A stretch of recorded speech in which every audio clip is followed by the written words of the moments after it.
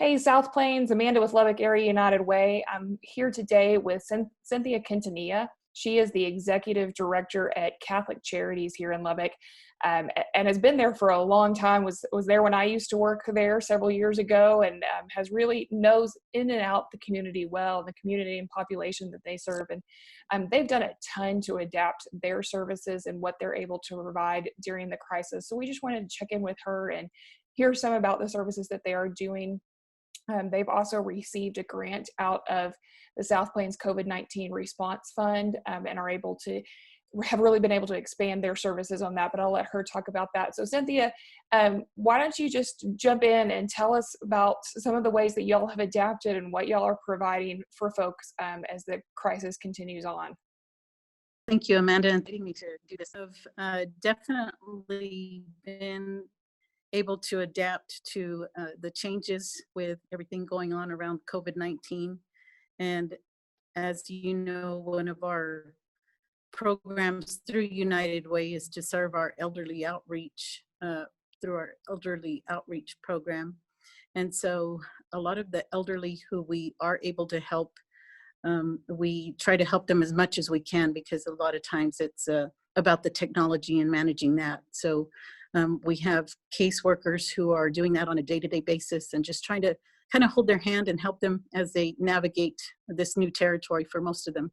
So, but our main mission is always to help people where they're at. So anytime that we run into any kind of glitches or anything like that, we'll accommodate them the best that we can. And I'll just tell you a little story around that.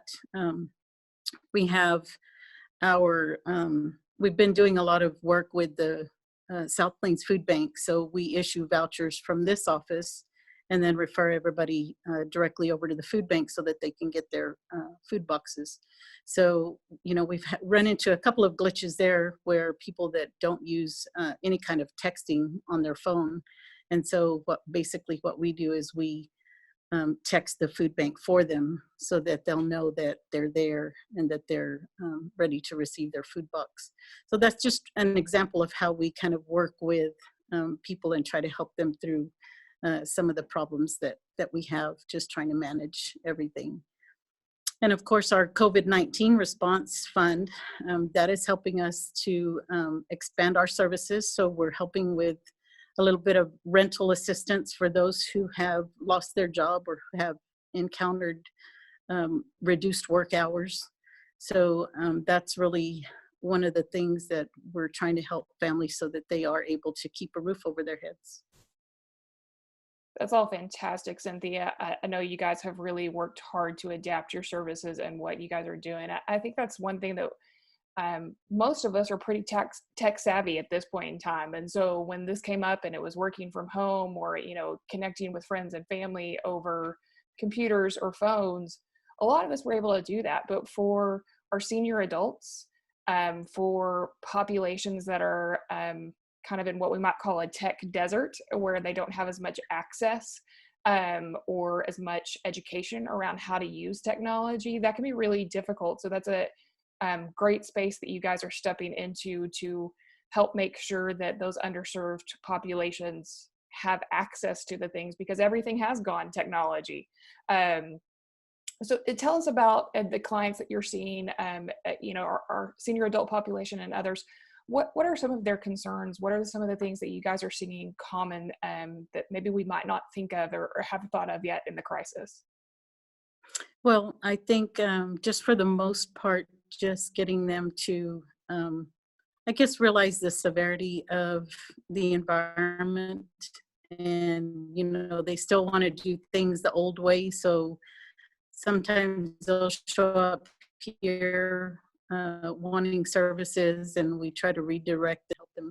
If they can't manage the website either, we'll tell them to call us, and then we can enter all the information for them. So it's just, you know, that once again, those challenges that they encounter of not doing things the usual way that they're used to doing them.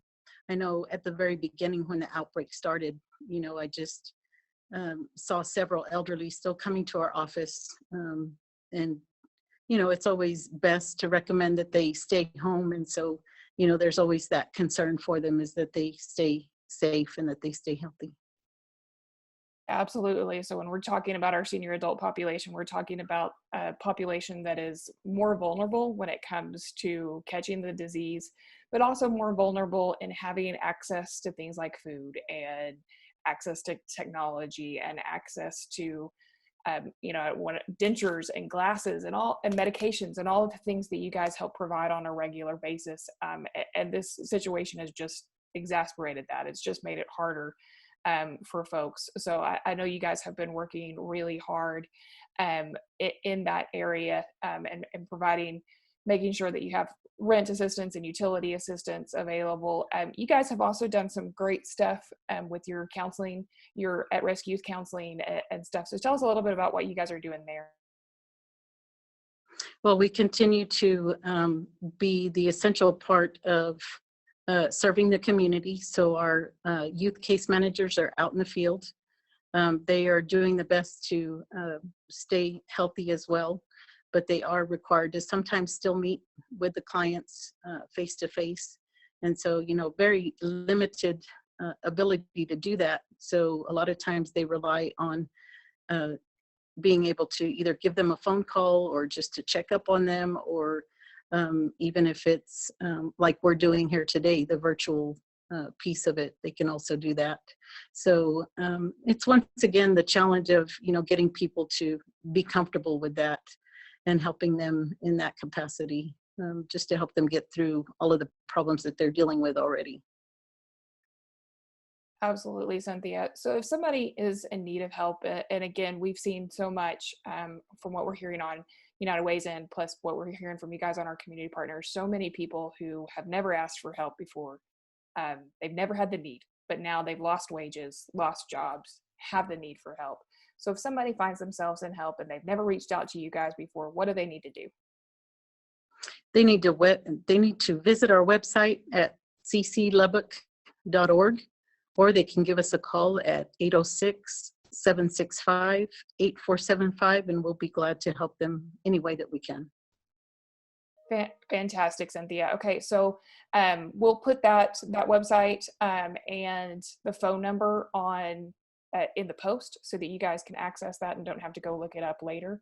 But Cynthia, we appreciate so much what you and your team are doing. I know that you guys have worked really hard, and it's difficult to continue to provide services for underserved populations in a time when we are supposed to be social distancing, we are supposed to be staying at home, and we are supposed to be doing everything that we can to protect vulnerable populations. So we appreciate you guys so much on what you're doing. Thank you guys of the South Plains. Thank you all for what y'all are doing and the way that you continue to support United Way and our community partners. And we will be back soon with more updates from those partners. Thank you.